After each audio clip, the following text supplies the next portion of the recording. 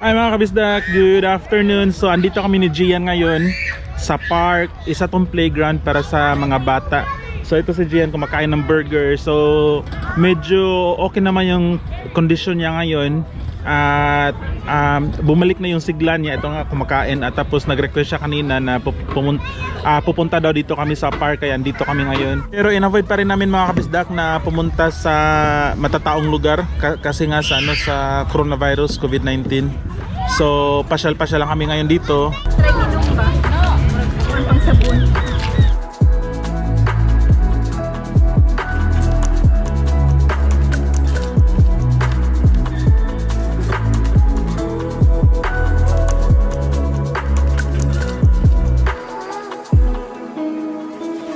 So andito pa rin kami sa park. So andun banda mga kabisdak, ano yan, basketball court. Sigurado ako may Pinoy dyan. Kasi di ba pag may basketball may Pinoy talaga. Tapos andun naman banda, yan yung ano, doon kami kanina, ano yan, children's playground. So napakalaking park na to dito mga kabisdak.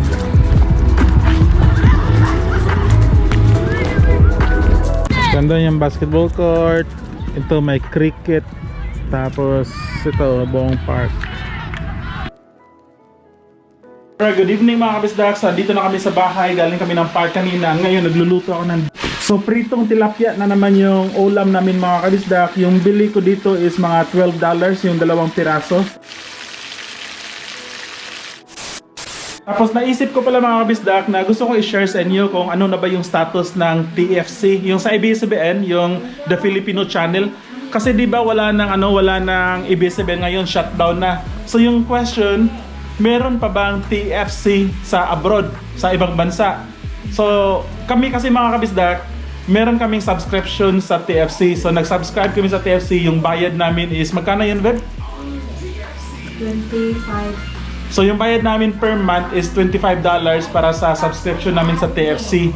So, almost 2 years na kami nakasubscribe mga kabisdak. So, ito, meron kaming black box ng TFC para, bali ito yung main unit niya, connected to sa internet, tapos dapat mabilis yung internet niyo mga kabisdak.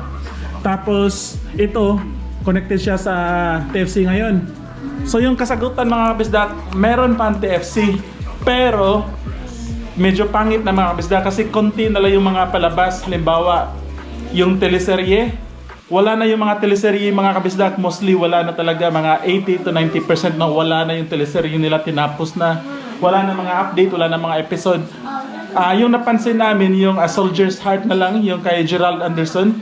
Kasi nanonood kami nun, so sinubaybayan namin yung teleserye na yon. Meron pa kami nakikita. Pero palagi namin patapos na rin kasi yung istorya niya, para mabilis na.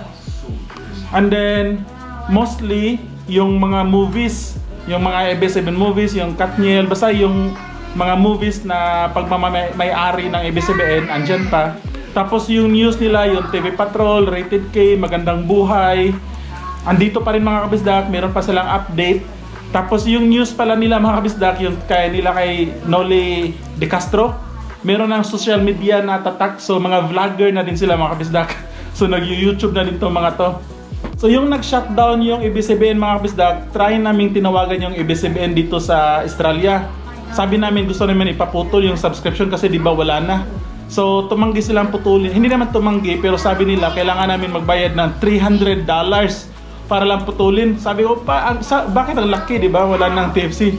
So sabi nila kasi nakakontrata daw kami. Yung sa kontrata namin, 2 buwan na lang yung kulang. Tapos yung 2 buwan, ano yun, di ba, bayad namin $25 per month. So yung 2 buwan is $50 lang. So sabi namin, itapusin na lang namin yung kontrata kaysa magbayad kami ng $300. Kasi meron pa naman silang palabas, yung mga sa TV Patrol, yung ganun. So ipakita ko sa inyo mga kabisdak, pero konti lang, siguro sa news lang, ipakita ko sa inyo kung ano yung TFC ngayon dito sa Australia.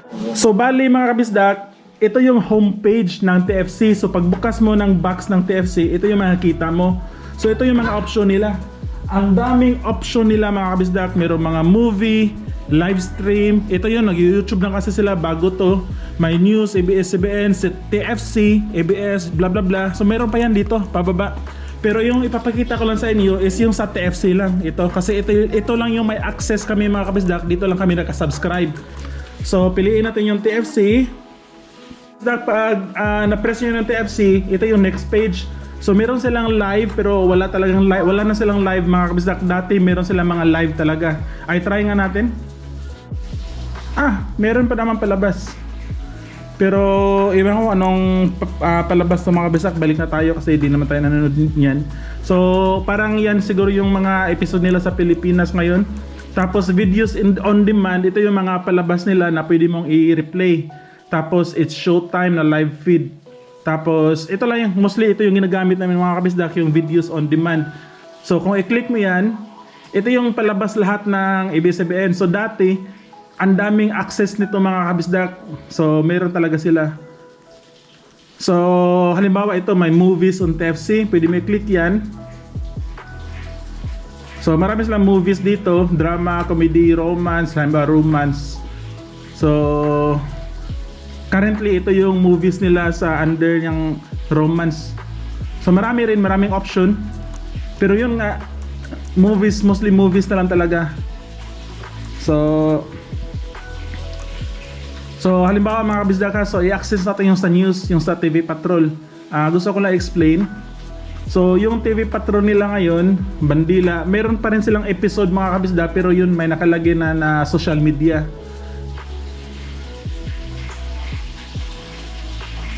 So dito tayo sa 31st July, kahapon to.